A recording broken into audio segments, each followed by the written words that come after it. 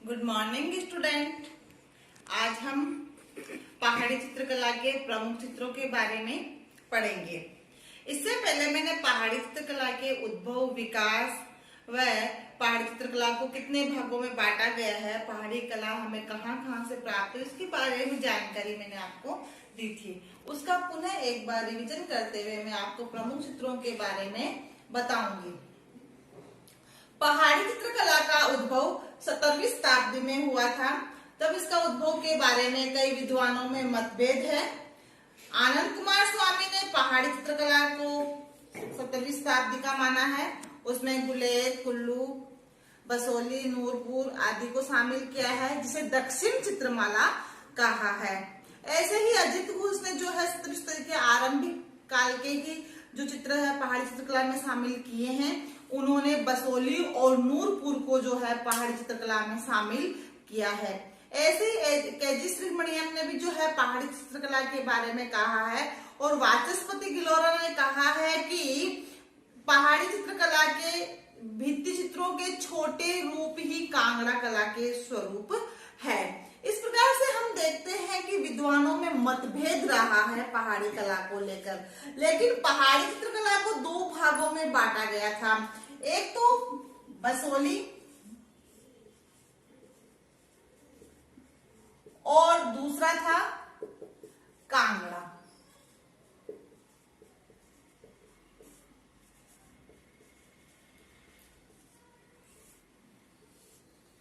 बसोली और कांगड़ा।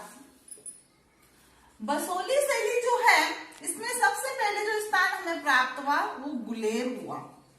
सबसे पहले स्थान कौन सा प्राप्त हुआ? गुलेर प्राप्त हुआ। और ये गुलेर के चित्रकार ही कांगड़ा गए थे। तो गुलेर के चित्रकार कांगड़ा क्यों गए? क्योंकि गुलेर का शासक था गोवर्धन सिंह।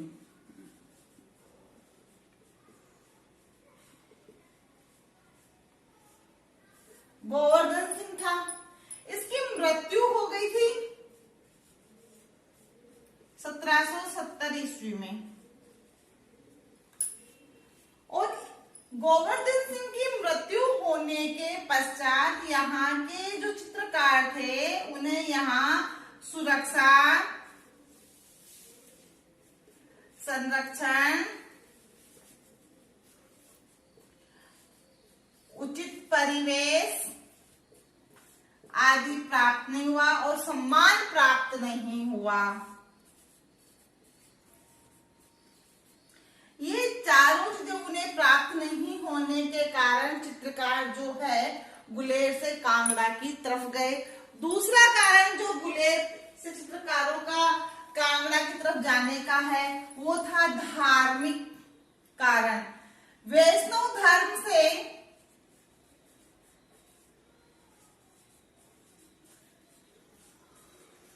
के प्रति अगाध श्रद्धा के कारण गुलेर के चित्रकार जो कांगड़ा की तरफ गए, क्योंकि वहां पर कृष्ण विषय चित्र बनाए गए थे। ये तो हुई अपनी सबसे पहले गुलेर की बात कि पहाड़ी चित्रकला में हमें सबसे पहले जो कलाकृतियां प्राप्त हुई है, सबसे पहले जिस स्थान की खोज की गई थी वो गुलेर। अब बसोली जो है इसका संस्थापक शासक जो है वो है भोपाल। और वर्तमान जो बसोली है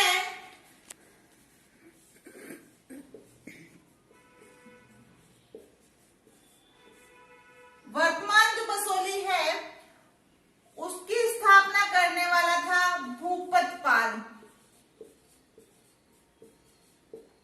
भूपतपाल ने वर्तमान बसोली की स्थापना की और बसोली शैली का संस्थापक था भोपाल। और इसका पुत्र हुआ था कृष्णदेव। कृष्णदेव ने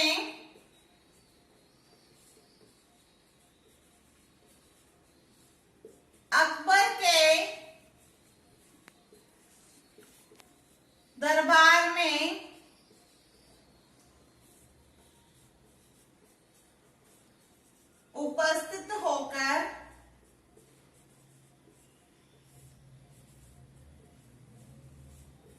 बहुमूल्य भेंट प्रदान की। और बसोहली का अंतिम शासक था कल्याणपाल।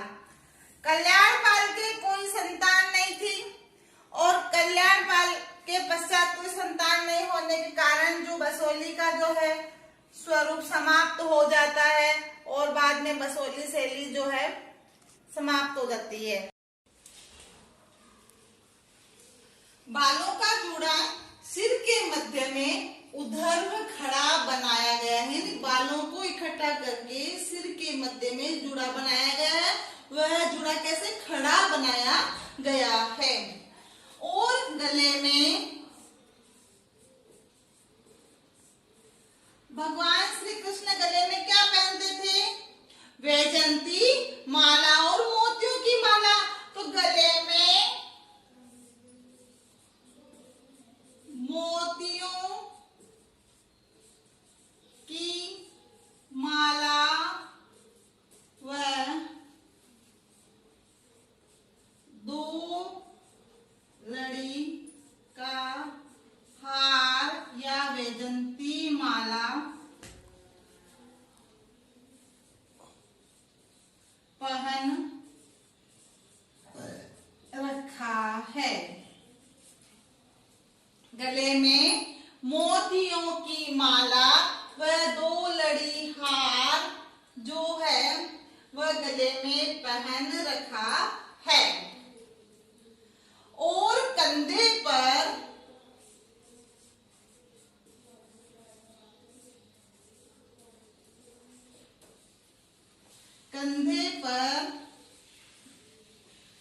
गमछा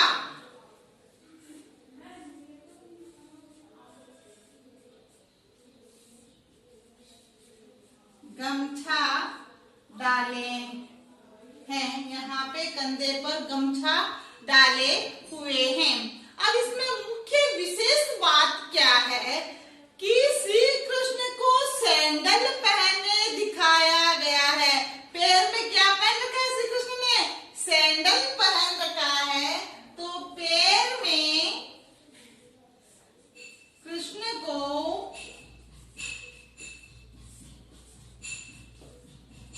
सैंडल पहने दिखाया गया है। यह बात तो ही अपनी श्री कृष्ण के बारे में। और अब हम जो बात करेंगे वो करेंगे हम साधु के बारे में, साधक के बारे में।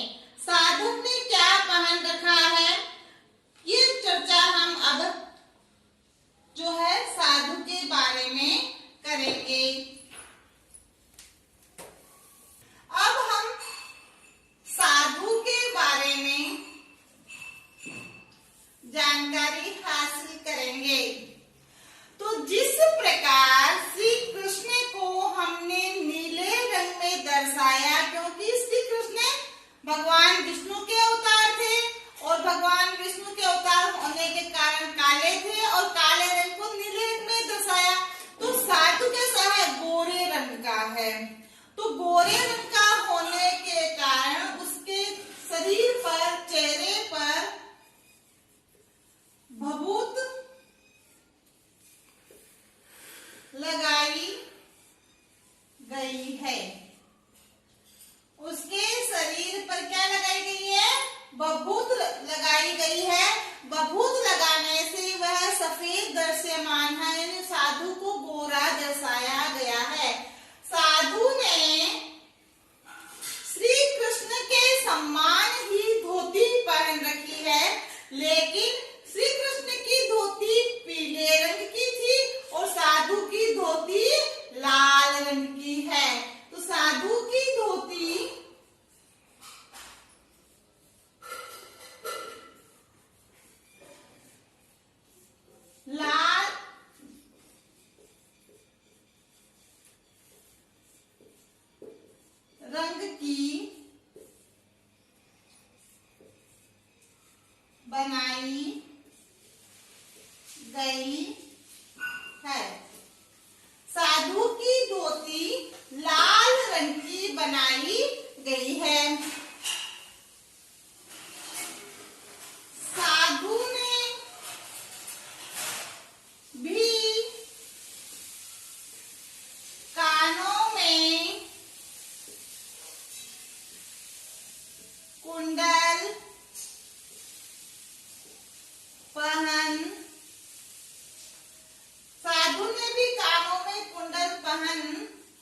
रखे हैं। और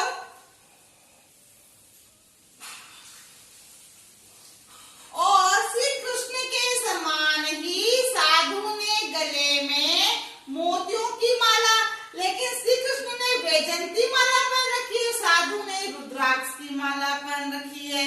तो साधु ने क्या पहन रखी है? और साधु ने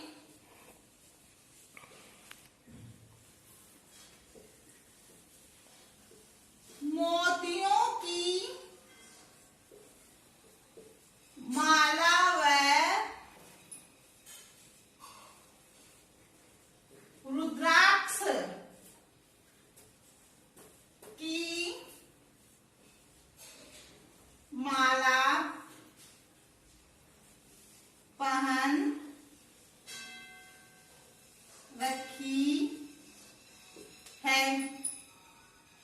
और साधु ने भी श्री कृष्ण की तरह ही कंधे पे गमछा डाले हुए हैं। कंधे पर गमछा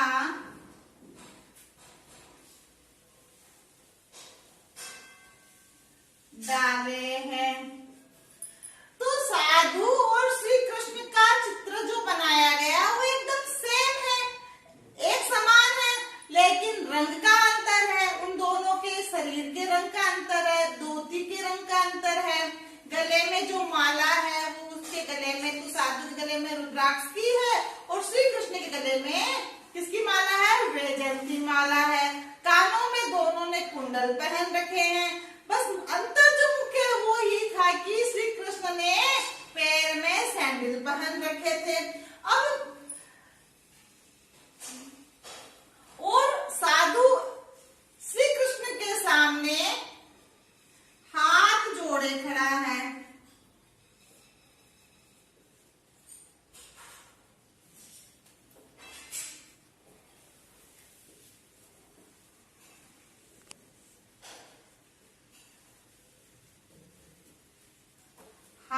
जोड़े खड़ा है।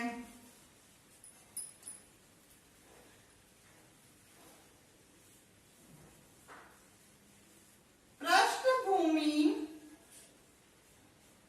के अग्रभाग में दो छोटे केले के वृक्ष बनाए गए। अब दोनों जब आमने सामने खड़े हैं तो उनके सामने एक दो छोटे छोटे केले के पेड़ बनाए गए हैं और पास में दो बड़े बरगद के पेड़ बनाए गए हैं और क्षितिज को ऊपर और पीछे दिखाया गया है। क्षितिज को काफी ऊपर दर्शाया है। इस प्रकार से हम देखते हैं कृष्ण और साधु के चित्र को बहुत सुंदर तरीके से बनाया है। आगे पृष्ठभूमि को हरी तान वाली बनाया है, क्षितिज को ऊपर बनाया है, सामने दो केले के छोटे पेड़ बनाए हैं, पास में दो बरगद के बड़े वृक्ष बनाए हैं और चारों हरियाली जो है विद्यमान की गई है। तो इस तरह से हम देखते हैं साधु और कृष्ण का चित्र जो है बहुत ही सुंदर तरीके से बनाया गया है। तो मैं एक बार पुनः साधु और कृष्ण चित्र के वर्णन का जो एक बार मैं आपको दोहरान करवा देती हूँ। साधु और कृष्ण का चित्र जो है उसमें ये बसोली शैली का है। इसमें साधु को और कृष्ण को आमने सामने खड़ा बनाया गया है। श्री कृष्ण को भगवान विष्णु का अवतार माना गया है, इसलिए वो श्याम वर्ण के हैं और श्री कृष्ण को श्याम वर्ण में दर्शाने के लिए श्री कृष्ण को नीले रंग में बनाया है। भगवान श्री कृष्ण ने पीले रंग की धोती पहन रखी है, कंधे पे गमछा डाले हैं, कानों में मकराकृत बड़े कुंडल मोतियों से सज्जित बनाए गए हैं, गले में मोतियों की माला भरी जो वैजयंती जो है हार पहनाया गया है और बालों को इकट्ठा करके उसका जूड़ा बनाया गया है। ये जूड़ा सिर के मध्य में ऊर्ध्व खड़ा बनाया गया है। इस प्रकार से कृष्ण की वेशभूषा है उसमें विशेषता ये रही है कि श्री कृष्ण को सैंडल पहने बनाया गया है, जबकि साधु को श्री कृष्ण के समान ही वेशभूषा में बनाया है। अंतर इतना ही है कि साधु को गोल वर्ण बनाने के लिए भभूत लगाई गई है ताकि वह सफेद दृश्यमान हो, और उसने श्री कृष्ण के समान पीले रंग की धोती पहन रखी है। कानों में बड़े बड़े कुंडल, गले में मोतियों की माला व रुद्राक्ष की माला पहन रखी है, क्योंकि साधु गले में रुद्राक्ष की माला और मणियों की माला पहनते हैं, वैसे श्री कृष्ण ने वैजयंती हार पहन रखा है। और श्री कृष्ण के समान ही ऊर्ध्व खड़ा सिर के मध्य जो जूड़ा बनाया गया है, कंधे पे श्री कृष्ण के समान ही गमछा डाला है। अंतर इतना ही है कि साधक श्री कृष्ण के सामने हाथ जोड़कर खड़ा है।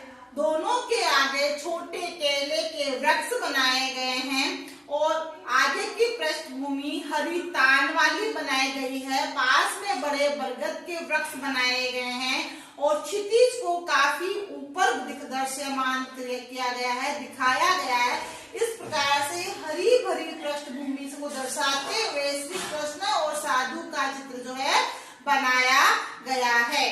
अब हम पढ़ेंगे नायक और नायिका के चित्र के बारे में। तो आपको मैंने कल बताया था कि नायिकाएं जो है 8 प्रकार की होती है। उसमें खंडिता नायिका जो है, मैंने ये कहा था कि ये प्रश्न कई दफे आता है, खंडिता नायिका किसे कहते हैं।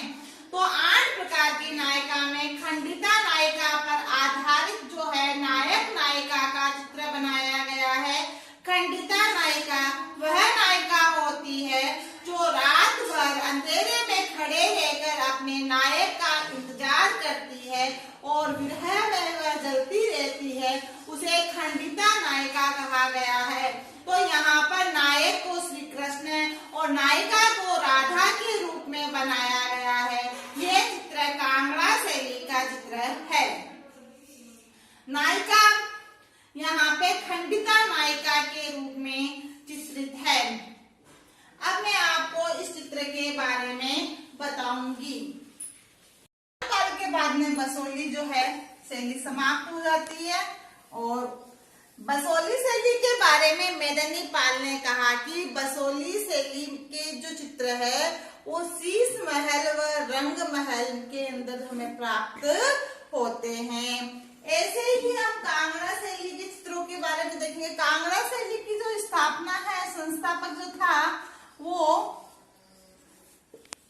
घमंड चंद, राजा घमंड चंद के समय से प्रारंभ होता है। इसका विकास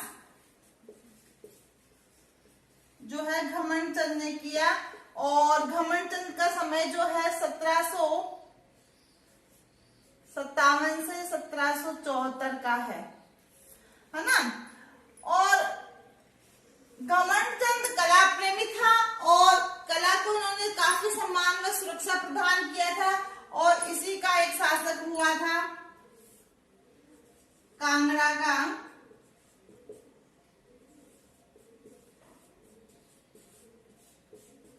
शैली का संसार चंद। संसार चंद के काल को स्वर्ण काल कहा जाता है। ये प्रश्न भी कई दफे आता है, पहाड़ी चित्र शैली के किस शासक के काल को स्वर्ण काल कहा जाता है। जैसे मुगल कला में जहांगीर के शासनकाल को स्वर्ण काल कहा गया था, वैसे ही जो है कांगड़ा शैली के राजा संसार चंद के समय के काल को स्वर्ण काल कहा जाता है। और इसके समय ही जो है बसोली के गुलेर के चित्रकार जो है कांगड़ा में आए थे। उसका कारण मैंने आपको बताया था कि चित्रकारों को इसने सुरक्षा, संरक्षण उचित परिवेश, सम्मान आदि प्रदान किए थे, इसी कारण चित्रकार यहाँ आए थे। दूसरा कारण धार्मिक था, क्योंकि उसमें एक वैष्णव धर्म के प्रति अगाध श्रद्धा थी। नायक को कृष्ण के रूप में और नायिका को राधा के रूप में चित्रित किया गया था। कांगड़ा शैली का राजा संसार चंद जो था, इसने काफी कलाकृतियां बनवाई थी और काफी अच्छा कला का विकास किया। तो इसके समय भी काफी कला का विकास हुआ, काफी कलाकृतियां बनी और बसोली शैली के समय भी काफी कलाकृतियां तैयार की गई। तो जो कलाकृतियां तैयार हुई बसोली शैली के समय के जो प्रमुख चित्र है वो उसके बारे में अपन जानकारी हासिल करेंगे और कांगड़ा शैली के प्रमुख चित्रों के बारे में। तो बसोली शैली के जो प्रमुख चित्र है उसमें पहला चित्र जो है नायक और नायिका और दूसरा है साधु और कृष्ण। तो आज हम जो साधु और कृष्ण के बारे में चर्चा करेंगे। ये चित्र पहले छोटा सा प्रश्न बन जाता है, साधु और कृष्ण का चित्र जो है कौन सी शैली का है? तो यह चित्र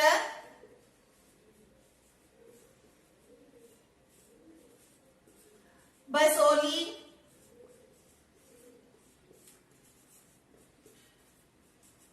शैली का है।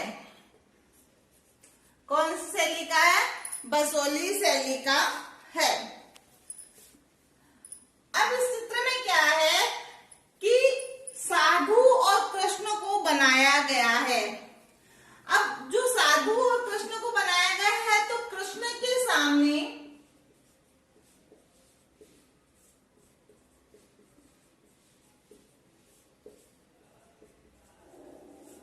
साधु हाथ जोड़े साधक के रूप में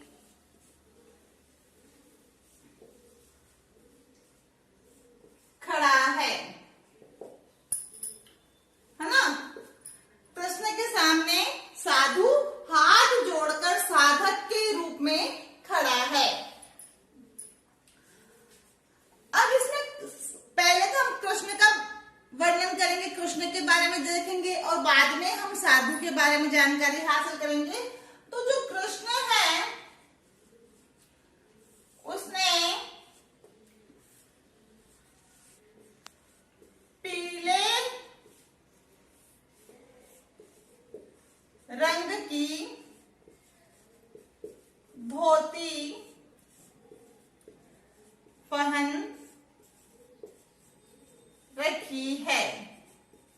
कैसे रंग की धोती पहन रखी? कृष्ण ने पीले रंग की धोती पहन रखी है और कृष्ण का जो रंग है वो रंग कैसा बनाया गया है? कृष्ण को नीले रंग में बनाया गया है, क्योंकि भगवान विष्णु का स्वरूप है, अवतार है। कृष्ण किसका अवतार है?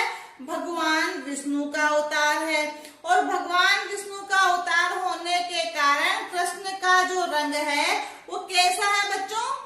काला। और काले रंग को दृश्यमान करने के लिए हम कौन सा रंग भरते हैं? नीला। तो कृष्ण का रंग जो है नीला बनाया गया। कृष्ण को नीले रंग में दर्शाया है। कृष्ण को नीले रंग में क्यों दर्शाया है? एक बार पुनः सुने। भगवान श्री कृष्ण विष्णु का अवतार थे और भगवान श्री कृष्ण विष्णु का अवतार होने के कारण कैसे थे? काले थे और काले रंग को दर्शाने के लिए नीले रंग का प्रयोग किया जाता है कलाकृति बनाने में, चित्रों में, है ना? तो कृष्ण को नीले रंग में दर्शाया गया है और पीली धोती पहने दर्शाया गया है। उन्होंने पीली धोती पहन रखी है।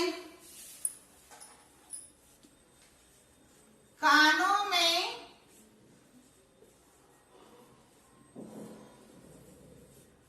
कुंडल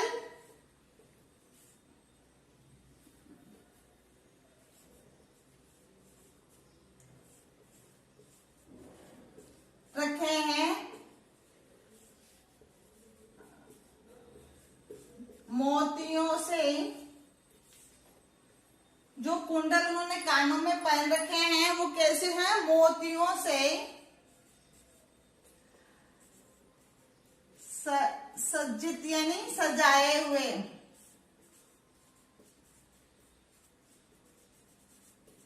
मोतियों से सजाए हुए हैं, मोतियों से युक्त है, कानों में जो कुंडल पहन रखे हैं। इसके अलावा उसके जो बालों में क्या है, बालों को इकट्ठा करके क्या बनाया गया है? जूड़ा बनाया गया है। कृष्ण के बालों को इकट्ठा करके जूड़ा बनाया गया है, और ये जूड़ा एकदम सिर के मध्य में ऊंचा और ऊर्ध्व खड़ा बनाया गया है। ऊर्ध्व खड़ा बनाया गया है, तो बालों का जूड़ा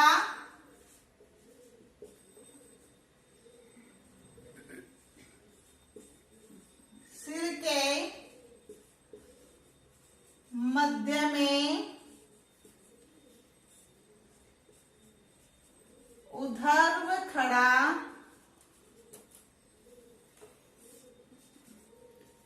बनाया गया है। इस प्रकार से नायक और नायिका का चित्र का वर्णन भी हम देखेंगे। 17वीं शताब्दी में नायिका का और नायक का चित्र बनाया गया था। ये बसोली शैली का चित्र है, और नायिका के जो मैंने आपको बताया था कि खंडिता नायिका पे आधारित ये चित्र बनाया गया है। नायक को कृष्ण और नायिका को राधा के रूप में बनाया है। तो अंधेरी रात में अपने नायक का जो नायिका इंतजार करती है गृहिणी के रूप में, उसे खंडिता नायिका कहते हैं। तो यहाँ पे भी नायिका को खंडिता नायिका के रूप में बनाया राधा को। राधा घनेरी अंधेरी रात में एक हवेली है, उस हवेली के पास में खड़ी है, और हवेली का एक हिस्सा दिखाई देता है। नायिका के पास में हवेली का एक हिस्सा गहरी पृष्ठभूमि में चटक रंगों से चित्रित किया गया है। चित्र में नायिका को विरहानी जो होती है उसके रूप में, स्वरूप में जो है अंधेरी रात में खड़ा दर्शाया गया है। और नायिका के चित्र के अंदर नायिका को उभरे हुए ललाट, उसकी जो विशेषता है, ऊंची नाक, किंतु शारीरिक गठन में अनुपात का शरीर की सुडौलता में बनाया गया है। शरीर को छहरापन के स्वरूप में दर्शाया है। छहरापन का मतलब होता है शरीर को पतला दुबला दर्शाना। आंखें नायिका की बड़े स्वरूप में चित्रित की गई है। हाथों की जो मुद्राएं हैं, वस्त्रों जो है वो, और वस्त्रों की बनावट है वो शंकुनुमा बनावट बनाई गई है। रेखाएं अत्यंत बारीक, महीन तथा लयबद्ध बनाई गई है। नायिका की जो वेशभूषा है उसमें नायिका की जो ओढ़नी है वो अत्यंत पारदर्शी ओढ़नी तथा घेरदार घाघरा पहने दर्शाया गया है नायिका को। सिर पर पतला दुपट्टा है, और पुरुषों की जो वेशभूषा नायक को दर्शाई गई है, नायक ने जो पहनावा है वो मुगलिया पहनावा लिया है, क्योंकि मुगलिया प्रभाव में कलाकृति चित्रित थी। मैंने आपको बताया कि मुगल कलाकृतियों के बाद में बसोली की पहाड़ी कलाकृति प्रारंभ होती है, जिसपे बसोली शैली पर मुगलिया प्रभाव होता है, इसलिए पहनावा मुगलिया प्रभाव लिए हुए है। और नायक और नायिका को गहने आभूषण पहने दर्शाया गया है। आभूषणों को अत्यंत सूक्ष्मता के साथ चटक व स्वर्ण रंगों से जो है अंकित किया गया है। इस प्रकार से हम देखते हैं कि बसोली शैली के दो चित्र हो गए, साधु और कृष्ण, और नायक और नायिका का चित्र है। आज हमने बसोली शैली के प्रमुख चित्रों के बारे में जानकारी हासिल की। अब हम आपको इसके बारे में जानकारी देने के बाद कुछ गृह कार्य देते हैं हमेशा, तो उसी तरह से आज भी हम आपको गृह कार्य देंगे। गृह कार्य में आज आपके पास प्रश्न कम है। रोज तो प्रश्नों की संख्या करीब 10 होती है, लेकिन इससे जो है आज अपने पढ़ाई से प्रश्न कम बनते हैं, लेकिन फिर भी हमारे पास 4 प्रश्न होंगे। पहला प्रश्न, साधु व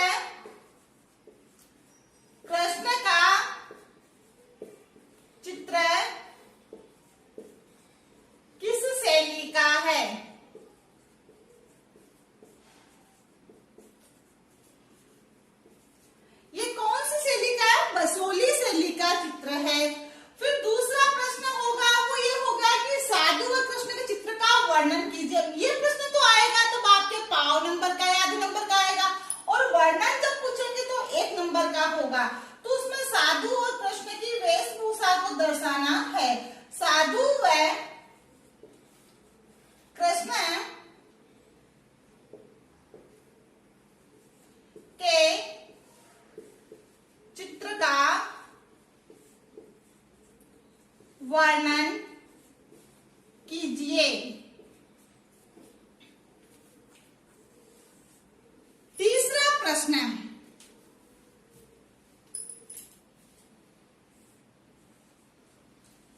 नायक नायिका के चित्र का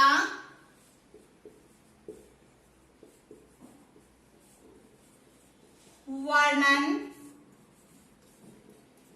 कीजिए। चौथा जो प्रश्न है हमारा वो है खंडिता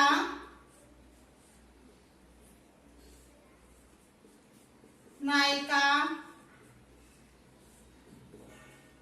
किसे कहते हैं। पांचवा प्रश्न है नायिका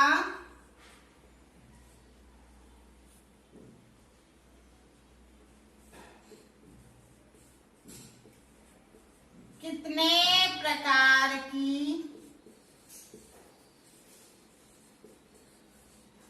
होती है। मैंने आपको बताया था नायिकाएं 8 प्रकार की होती है और 8 के प्रकार बताने हैं, नाम लिखना है।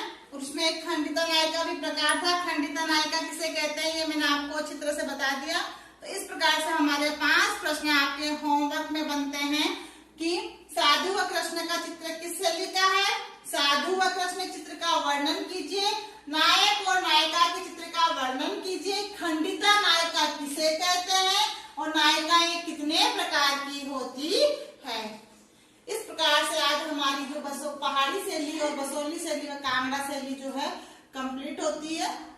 हम कल से नया एक चैप्टर स्टार्ट करेंगे। Thank you.